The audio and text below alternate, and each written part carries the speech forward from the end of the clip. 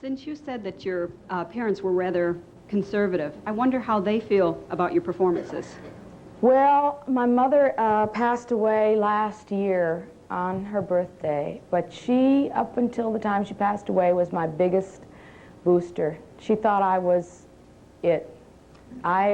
She thought I was full of life, and she loved the fact that I was out there, and nothing would keep me down, you know. No disappointment could keep me down. So even though it wasn't their style, they could respect your style. I'm not done. Then there was my old man, who was mortified about the whole thing. He's never seen me work, and he's never, well, I think he saw a television show. He said, "Feh," and he didn't go to the film, but he did tell me that he was very proud of the fact that I was nominated for an Oscar. He was very proud of that.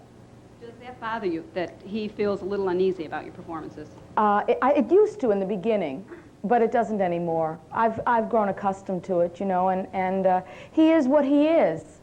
And he gives me so many other things that are so wonderful, and has done so many things for me that have helped me and have made me the person that I am today, that I really can't hold that against him. I wouldn't go see me either. No, just joking, kids, hey. Okay, you are so energetic in yourself. You create energy in your audiences. Now, when you make your movie, did you find that a little bit harder when not having a live audience in front of you all the time? Do you take from your audience too? In my live shows, I do. But in the films, when you do the films, you have to do it in your own head. You know, you have to bring memories to work with you, actually, that will inspire that kind of performance. Hi. Hi. I'm from Oklahoma, and when I saw you climb out of the ocean, out of that clam, and belt out Oklahoma, I just thought it was great, and that's when I really started being a fan. Thank you. Thanks. You're talking about a part of the act. Oh, the yes, TV special. Right. That's one of my favorite shows. I was deep into musical comedy for a long time.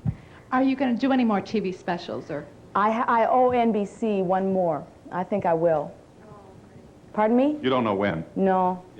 Hi, I don't really know how to do this tactfully, so I'll just ask you, how old are you? I'm 30. Well, now let me see. I was just going to blurt out the truth. I wonder, I should start to lie fairly soon. I'm 34. I was born in 45. It was a good year. Yeah, what's your idea of relaxing, getting away from it all? I never did that. I don't know how to do that. Are you okay alone on Saturday night with a book? Gee, that's a hard one. Some Saturday nights I'm okay. Some Saturday nights I really hit the skids and the bottle. I'd like to know, why do you think you have such a large gay following, and do you think you've lost any of it since you've become more conventional? No, and no. When I first started working at the Continental Baths, I was playing to strictly gay audiences, and they followed me. They've been real loyal to me. I don't think I've lost them, but the audience has definitely broadened. I get a lot of young couples, and I get a lot of older people. Strangely enough, yes. I love my crowd. My crowd's very bright. That's all I can say. The late '60s were a time of turmoil. What kind of influence did the late '60s, aside from Janis Joplin, the music and the Beatles, influence on you? Can you say that again? Did the turmoil of the '60s, politically, how did the politics of the '60s impact on you? The war, the streets, the kids, the long hair, Berkeley, dope, Canada. Well, I did my share of marching, but I was never very clear about it, to be quite honest. I was working very hard. I was trying to learn various and sundry things about my craft, and I was immersed in it.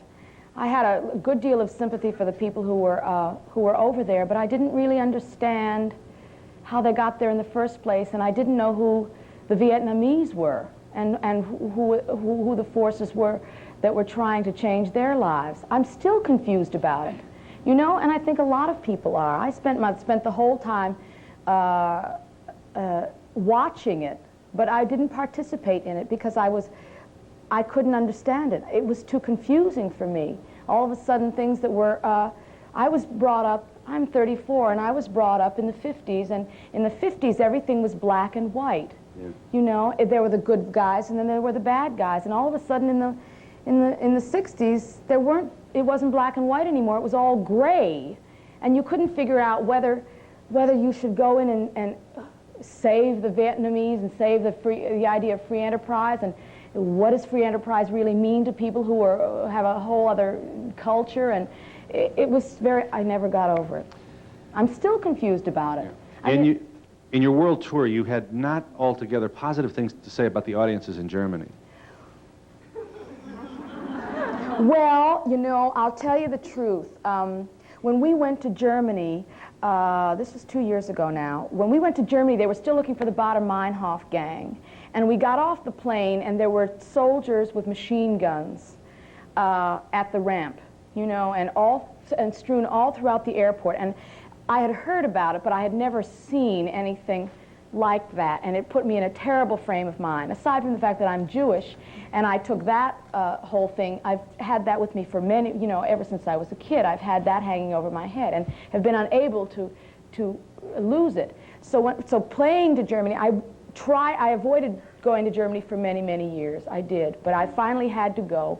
And when I went, I'll tell you honestly, I was drunk the whole time. I was drunk. I could not face it. I couldn't face it. What was it, your preconceived? Yes, it was my old notions, my sorrow, a sorrow that's so deep inside of you, you don't really know that you have it until you're there in the country itself.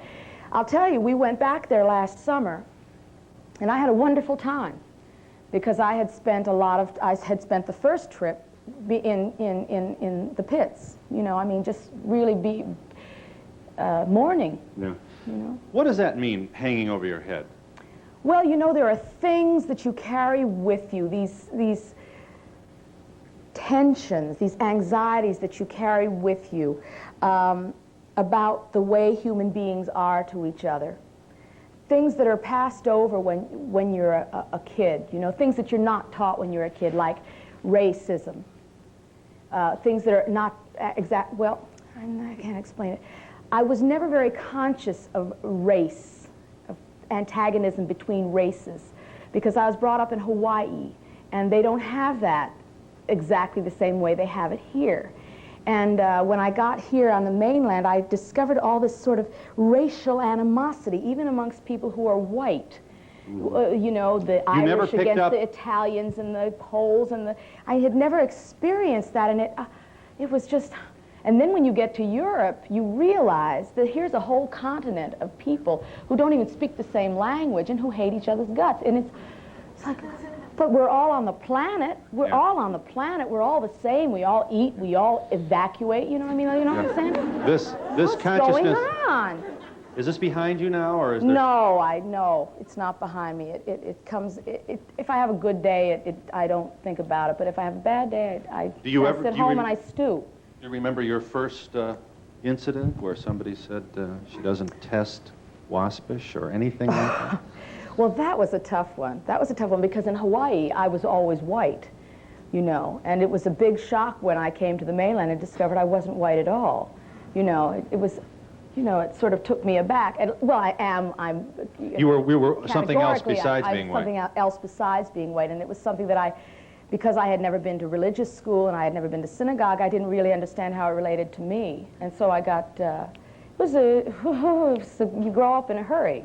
You know. It didn't anger you? It made you what, more defensive? Or all those things. It angered me and made me more defensive, and I don't know. Nobody at home ever said, now listen, you never felt any No, kind of... in Hawaii it's completely different. They don't make any distinction between Irish or Czechoslovakians or Italians or Jews. In Hawaii they don't do that. They only know you're white, and they don't want to know you. You know, they're called haoles. They call white people haoles in Honolulu. And you told us a story about a young, skinny kid you went to school with that everybody made fun of, and they locked him in a bass fiddle case. It was very sad. Out of this book, Bette Midler, A View from Abroad, which is funny and irreverent and all the other things, that comes this story. You got it in. It must be in there, huh? Oh, yeah. And oh, tell yeah. them what. Well, Angel Wong was a sort of a hybrid kind of a person. He was a mixed boy. He was a boy of mixed parentage, and he was very thin, and his head was sort of wobbled on his body, and he walked with a limp, and people teased him mercilessly, and one day he was the kids, you know how they tease each other. That's another thing I never understood, why kids are so evil with each other. These kids picked him up, and these two boys locked him in a bass fiddle case, and they kept him there. And the music teacher came in and looked for him, and she couldn't find him. And eventually they let him out, but he was so mortified, he was so humiliated that he killed himself. He hung himself because he was tired of being the punchline, and that's the story. Well, I didn't mean to put you in a downer thing, but I was impressed with that jumps out at you in the middle of this book. And I guess I just said... That's life, you know. That's life. You can tell jokes all you like, but then you have to face the reality of people hating each other and being mean to each other and cruel. And why do kids get beat up so much by that? I don't... Not only their peers, but adults and cops and principals. Not always, but often. I don't know. Yeah. Were you popular? Some years. We'll be back in just... I would just like to say there was a whole group of us when we were in high school. We went to see you every chance we could. We bought all your records. We imitated you. We put together an act that was you and the Harlettes. And you got us all through a very difficult time while we were growing up. And now that I see you as an adult, I understand even more why you had that effect on me. And I think that I can speak for all of them and say thank you. Oh, thank you. I'm very moved. Thank you. Thank you very much. Thank you. Thanks. Oh, that's wonderful. The book is titled Bette Midler, A View from Abroad. It's a pictorial review of her world tour. What was the best, most enthusiastic, warm... Did you say Copenhagen? Oh, Copenhagen, they were nuts. They were nuts. Meaning good. Oh, they great, were great. enthusiastic. They were great. But they were great in Germany, too. Isn't that bizarre? Yeah. They loved me. They loved me in Australia, darling. Thanks very much to Bette Midler and Thank you for you. being here. Thank Have you. a nice day, everybody.